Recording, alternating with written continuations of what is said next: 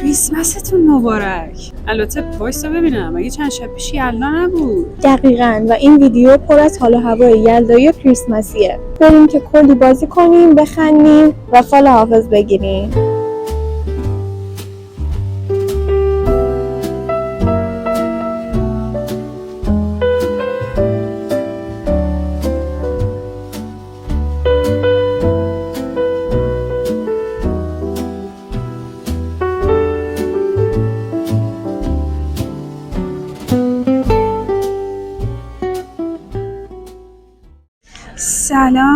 سلام همگی.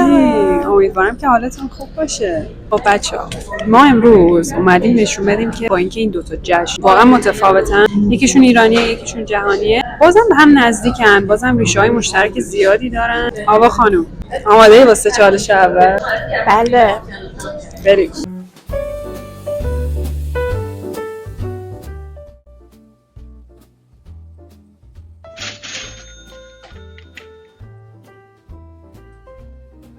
چقدر سخته انتخاب. نمیدونم باید چی بگیرم. تصمیم گرفتم که اینو براش بگیرم. چیز جذابی به نظر میاد. آماده ای که سیکرت تو ببینی؟ بله. چی خریدی برام؟ توی جعبه چقدر خوشگل شبیه نیمروه. من حس میکنم مزهش چون دیدم آلبالو دوست خیلی داری. قشنگه. خب حالا هدیه بنده، سیکرت اوردر بنده. خیلی خوشگله. بچه من دیدمش، خیلی خوشگله. خب لودی دست میکنه و من تایم میگیرم. بچه ما گذاشتیم 30 ثانیه چون احساس کردیم که 1 دقیقه خیلی زیاده. خب سبز 3 تا چیز که دوست داری همین الان بخرید. خب ماشین، یکیش که قطعا آره ماشین، نمیدونم چرا ولی بزنم اومد گوشی. بودو داره تموم میشه. پول 12 ثانیه البته منه. بریم. ترجیح میدی توی شب کریسمس چیکار کنیم؟ بچه‌ها کیک درست کنم، کوکی زنجبیلی درست کنم، فیلم کریسمسی ببینم، همش تو 17 ثانیه یادداشت میکنن. برنده رو آخر سر اعلام کنیم. بریم راننده یلدا. باز. خب اگه میشه یلدا رو با یه میوه به یاد بیاری، اون چی بود؟ انار، هندونه. چرا خرمالونه؟ خرمالونه. چرا انار؟ شاید براتون جالب باشه که چرا انار. به این سوال میپردازیم. چرا همه شب یلدا از انار و هندونه که رنگ‌های قرمزن استفاده میکنن؟ انار و هندونه به خاطر رنگ قرمزشون توی سردترین شب سال استفاده میشن، به خاطر اینکه در فرهنگ باستانمون دوتاشون هم، یعنی رنگ قرمز نماد خورشید، آتش و مهر بوده، اینکه نشون بدن تاریکی قراره موندگار نباشه و نور قراره غلبه کنه به این تاریکی. هر کدوم از این انار و هندونه 2 تا فلسفه جدا دارن. انار به خاطر دونه‌های زیاده از قدیم به این معنی بوده که برکت و فراوانی و اینا میاره. پشت هر حتی کوچکترین میوه هامون هم که توی جشن مختلف چیده میشده سر سفره یه معنی داشته. ما خیلی چیزامون معنی داره بچه‌ها. چقدر قوی بودیم. حالا هندونه رو بذار بهت بگم. هندونه یه منطقی داره. تابستونیه. دقیقاً یه فلسفه‌ای داره که معتقد بودن اگر یه میوه تابستونی که هندونه باشه شب یلدا بخوری دیگه تو زمستون مریض نمیشی یا خیلی کم مریض میشی. خب یلدا رو با یه جمله برای خودت ثبت کن. گرما. جمله شب گرم. شبی که گرم است. شب به یاد ماندنی گرم. اگه بابا نوئل الان میومد لیاقت هدیه رو داشتی چه چیزی؟ من حس میکنم که اخیراً بچه خوبی نبودن برای پدر مادرم، ولی اینکه لیاقت هم داشتن دوست داشتم که بگو ماشین کنترلی دوست دارم. چقدر قانعی تو. من گفتم ماشین میخوای از بابا نوئل که نمیتونه ماشین بذاره. چرا بابا نوئل همه کار میتونه بکنه. بخچش بیاد این ور اون ور. بچه‌ها ما امروز رفتیم یه کلیسا، نذاشتم براتون ویدیو بگیریم توش، ولی خیلی قشنگ بود. اصلا واردش که میشدیم یه ذره تزیین اینا کرده بودن واسه کریسمس. کلیسای درکیس مقدس بود که مثل اینکه سال 1340 توی ایران ساخته شده و خیلی جای قشنگیه، به شدت آرامش داره داخلش. وقتی که واردش انگار شما مجبور میشی که احترام بذاری به فضا، به آدمایی که اونجا حالا اومدن یا ببینن یا دعا کنن یا هر چیزی. خیلی قشنگ بود بچه‌ها. خب بابا خانم، به هم بگو ببینم، اگه تو بخوای 1 کیلو آجیل ممتاز بخری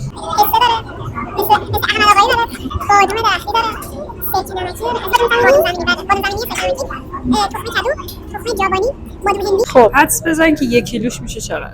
800 اشتباه بود. چنده؟ 1,328,000. باز خوبه. حدس بزن یک درخت 2 متری چند؟ 5 میلیون 8 میلیون. 8 میلیون. تازه اون درخت عادیشه، خب یعنی خالی تو فکر کن میخوای چیزی روش آویزون کنی، خیلی گرون‌تر میشه. الان امتیازها رو جمع میزنم بهتون میگم کی برد. برنده شد. چی قراره به من برسه؟ قرار غذا بهت برسه.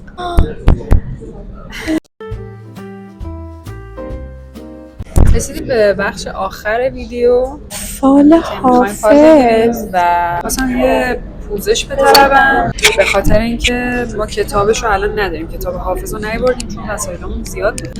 همونطور که می‌بینید خونه نیستیم، ولی یک سایت پیدا کردیم. بچه‌ها انقدر فالش دقیق و خوبه، فالاش قشنگه دیگه. قشنگه. آره، نیت ما و شما. بله. نیت کنید. من چه شد تو هر کی که اون خوش نشسته. اینم بخونم قبلش. ای حافظ شیرازی، تو محرم هر رازی، تو را به خدا و به شاخ نباتت قسم میدهم که هر چه صلاح و مصلحت میبینی برایم آشکار و آرزوی مرا برآورده سازی.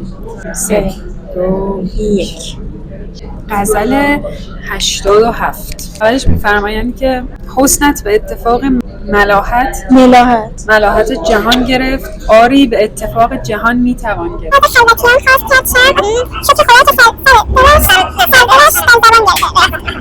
زین آتش نهفته که در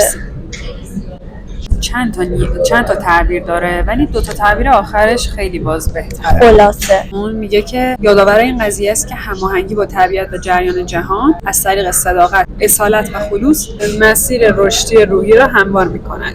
بقیه‌اش شما بفرمایید. انرژی مثبت و تاثیرگذار تو مسیر موفقیت، آرامش و رشد عاطفی و معنوی رو هموار می‌کنه. بچه‌ها در حال داره میگه که رو صداقت درونی خودتون تمرکز کنید و اینکه آره، امیدوارم که از ویدیو این هفته ما هفته پیش نذاشتیم هماهنگ بوده باشه. امیدوارم که ویدیو ما دوست داشته باشید.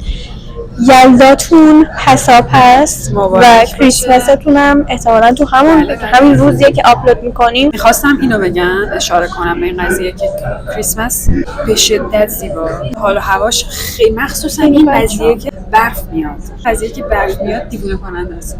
ولی ایران خودمون هیچی مثل سنت‌های ایران خودمون نمیشه. نتونستیم توی این ویدیو کاملا نشون بدیم و اصلا قصدمون مقایسه نبود، فقط قصدمون این بود که بگیم این 2 تا جشن خیلی به هم نزدیکن. میدونی از چه لحاظ بیشتر به هم نزدیکن؟ 2 تاشون انگار از سمت تاریکی و سرما میخوان برن به سمت نور روشنایی و آدما رو دور هم دیگه جمع کنن، حالا به هر دلیلی. اما آره خیلی زیباست. به خودمون، جشنای خودمون، متاسفانه به خاطر اینکه بعضیا کلا اینجوریان که نمیدونم از سر جوگیری چیه هر چی که هست، اینجوریان که اصلا یادشون میره. خب ما ایرانی هستیم، ما خیلی چیزای قشنگی داریم، ما هم خیلی مناسبت‌های خوبی داریم. اصالت خودمون هیچی نمیتونه داریم. Don't do that. Proud of yourself for being ایرانی. بچه‌ها برامون بنویسید نظرتون با ما مخالفه یا شما به چی اعتقاد دارید؟ اصلا کدوم جشن رو بیشتر دوست دارید؟ دوست دارید که کدوم سمتی بیشتر برید؟ دوست دارید سمت غرب برید یا سمت شرق برید یا سمت شمسی یا میلادی؟ آره برامون بنویسید، نظرتون خیلی دوست داریم بدونیم. اگر دوست دارید بیشتر ما رو ببینید، لایک کنید، سابسکرایب کنید. آره ممنون میشیم از حمایتتون. مراقب خودتون باشید. مراقب خوشگلیاتون باشید. خداحافظ. توی شرط‌ترین شب شاد خلوص مشی روز اون مواد بگو